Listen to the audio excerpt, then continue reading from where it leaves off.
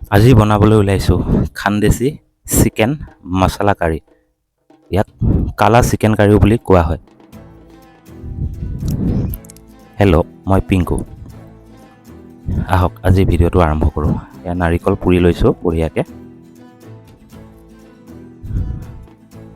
ভালদৰে পুৰি ল'ম ইয়াক। ইয়াৰ পিছতে পিঁয়াজ 3টা ঠিক এনেদৰে পুৰি ল'ম।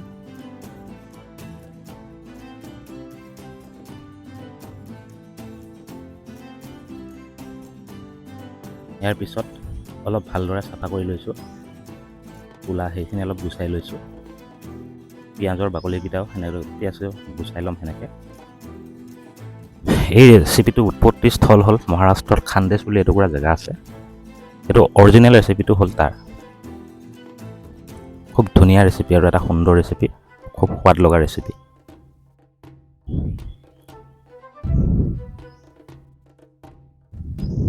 এইদৰে ধুনীয়াকৈ গুচাই ল'লোঁ। এতিয়া পিঁয়াজকেইটাক এনেকৈ টুকুৰা কৰি ল'ম। ইয়াৰ পিছত নাৰিকলখিনিও সেনেকৈ টুকুৰা কৰি ল'ম। খানদেশী চিকেন আছে, খানদেশী পনীৰ মছলা আছে আৰু খানদেশী মটন মছলা কাৰী বনাব পাৰি। 3-4টা ডিছ আছে ইয়াৰ বনাব পৰা। এতিয়া আমি যোনটো খানদেশী মছলা সেইটো ৰেডি কৰোঁ। জিৰা লৈছোঁ, জালুক লৈছোঁ, চাহী জিৰাও আছে ইয়াতে, ধনিয়া লৈছোঁ, 2টা ডাঙৰ ইলাচি লৈছোঁ, 5টা সৰু ইলাচি লৈছোঁ, জামিতি এটুকুৰা লৈছোঁ, লং লৈছোঁ 4-5 টুকুৰা। এতিয়া এইখিনি টোষ্ট কৰি ল'ম অলপ সময়। ইয়াতে অলপ নিমখ দি লৈছোঁ। এতিয়া এইখিনি সেয়াৰ লগতে মিক্স কৰি থৈ দিম। এতিয়া আদা কাটি লৈছোঁ।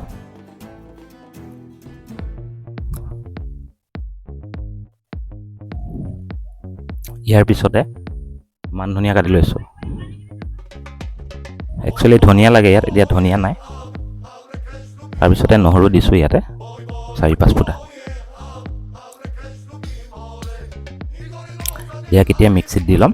মিক্সিত দি ধুনীয়াকৈ গুড়া কৰি ল'ম।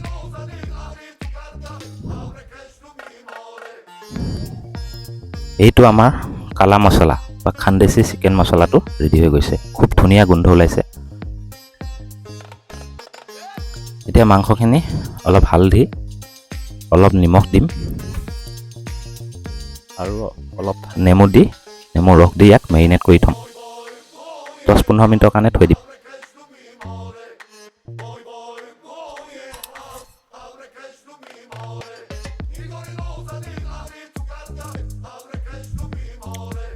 এনেদৰে ভালদৰে মিলাই ল'ম।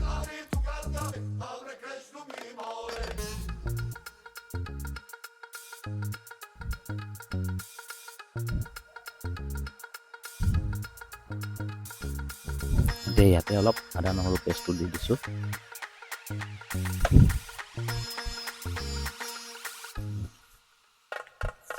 এইখিনিও ভালদৰে মিলাই ল'ম। এই মছলাটোত এতিয়া তেলত দি দিছোঁ। ইয়াত তেল অলপ বেছিকৈ লাগে। মছলাখিনি এতিয়া খুব সুন্দৰকৈ ভাজি ল'ম।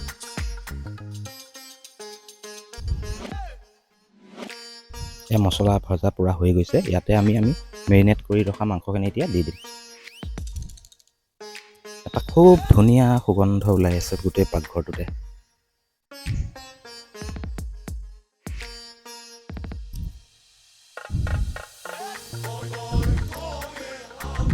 এতিয়া ইয়াক অলপ সময় ঢাকি থৈ দিম 10 মিনিটৰ কাৰণে।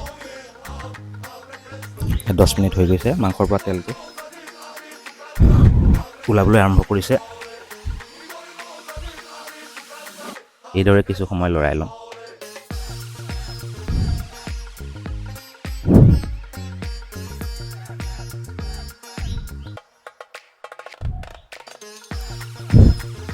ইয়াৰ পিছত পুনৰ ইয়াক 10 মিনিটৰ বাবে ঢাকি দিম।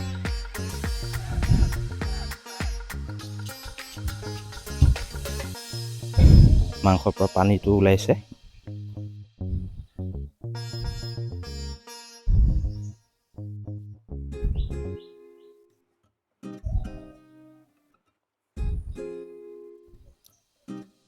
এতিয়া আকৌ পুনৰ 10 মিনিটৰ কাৰণে ঢাকি দিম। কালাৰটো দেখিবলৈ কিন্তু ক'লা। এয়া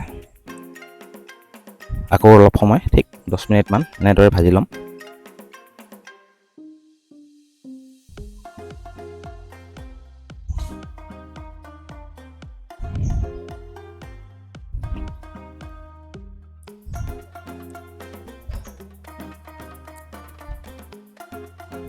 এনেদৰে ভালদৰে ভাজি ল'ম।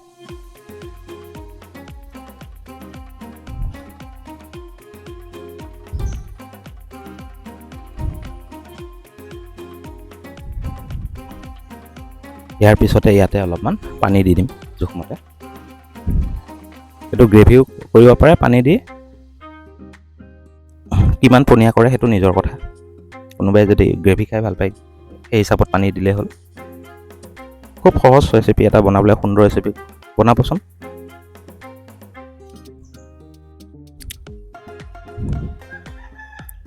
এতিয়া 10 মিনিটৰ কাৰণে ঢাকি দিম।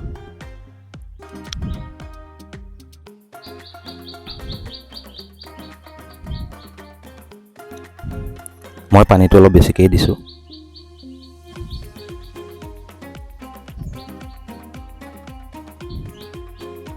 এতিয়া গেছটো অফ কৰিম। অফ কৰি লৈ 15 মিনিটৰ কাৰণে ইয়াত ঢাকি দিম। এয়া 15 মিনিট হৈ গ'ল। এয়া দেখিছে খুব ধুনীয়া কালাৰ হৈ আহিছে আৰু এটা খুব ধুনীয়া গোন্ধ।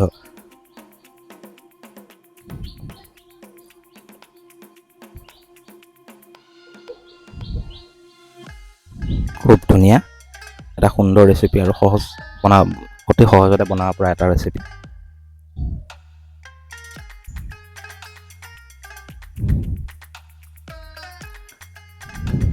ইয়াক এতিয়া ভাত বা ৰুটিৰ লগত পৰিৱেশন কৰিব পাৰে। ভিডিঅ'টো চাই যদি ভাল পায় সঁহাৰি জনাই যেন। ধন্যবাদেৰে পিংকু কিটচেন।